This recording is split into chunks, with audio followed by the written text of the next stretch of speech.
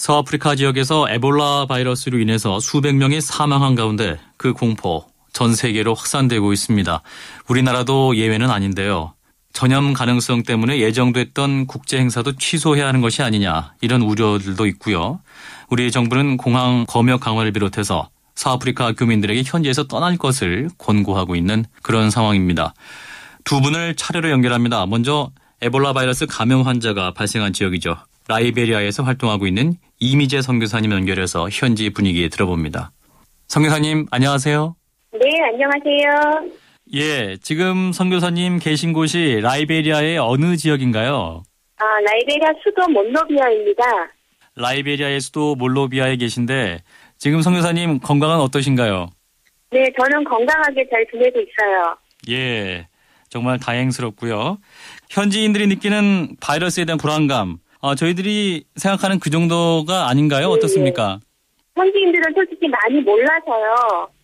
정확한 에볼라가 뭔지, 바이러스가 뭔지조차도 모르시는 분들이 많이 있어서 예. 그냥 막연한 두려움은 갖고 있습니다. 예. 죽음에 대한 막연한 두려움은 있는데 한국에서 생각하는 것만큼 그렇게 이 현지에서는 심각하게 받아들이지는 않아요. 하지만 지난주 우리 미국 선교사님들의 감염 소식이 전파되면서 사람들이 이 에볼라가 진짜 있구나라고 그 사람들이 지금 생각하기 시작을 했고요. 예. 지금부터 그래서 오히려 조심하는 일들은 좀 많이 생겼습니다. 예, 게다가 라이베리아 현지 병원에 그 의료진 상당수가 철수하고 있다. 그래서 환자를 받지 못하는 사태가 네. 있다. 이런 사실도 있는데 맞나요? 네.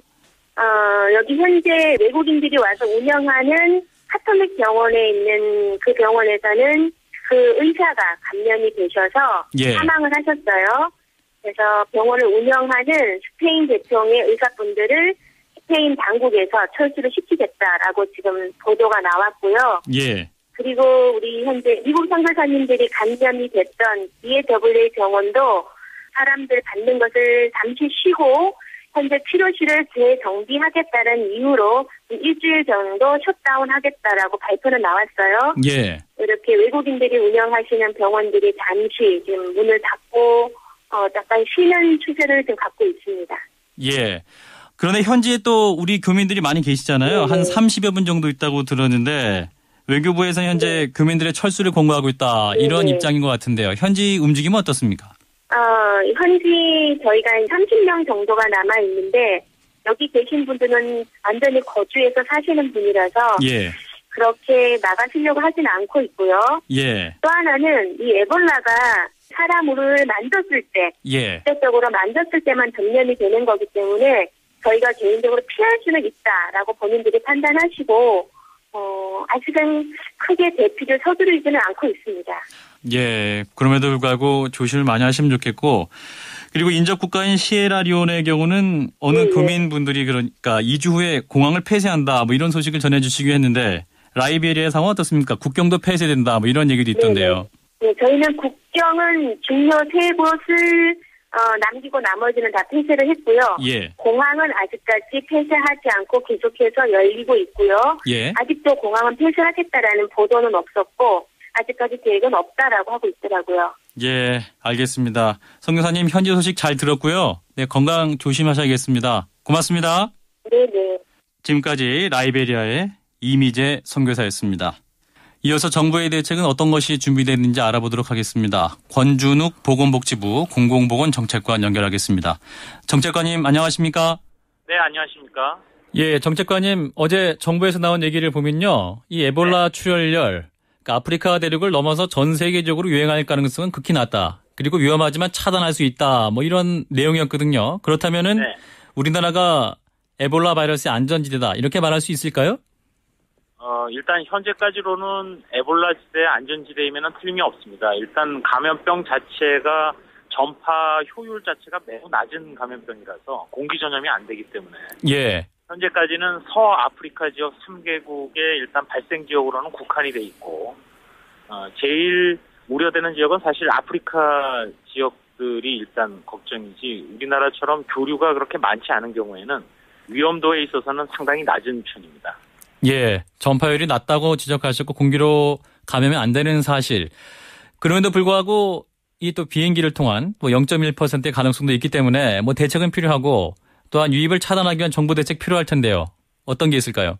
예, 가장 중요한 것은 외교부에서 특별 여행 경보를 내렸습니다만 일단은 발생 지역 3개국에 가시는 것이 좀 가지 않도록 하셔야 되겠습니다. 이미 체류하고 있는 분들도 현지에서 나오시도록 그렇게 저희가 권고를 하고 있고 아직 거주자들에 대한 대책에 대해서는 좀 더 사태 추이를 지켜볼 예정이고요.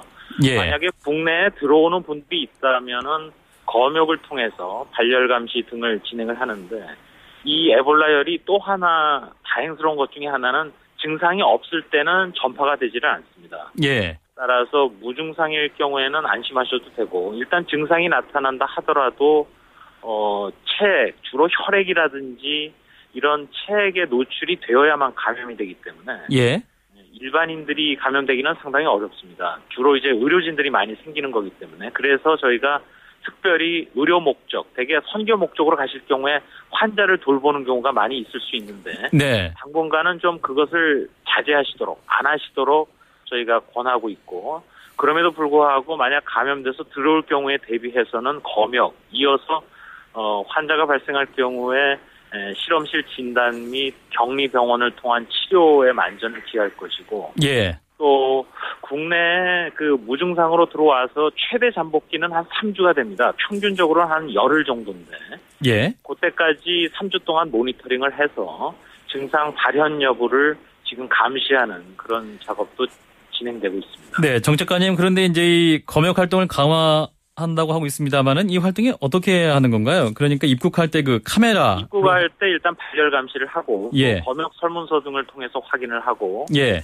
또 사진 신고를 통해서 저희가 3개국에 체류했거나 다녀오신 분들을 확인하고 있고 예. 또 3개국의 국적자들에 대해서는 저희가 법무부를 통해서 신원을 파악을 하고 있습니다. 예.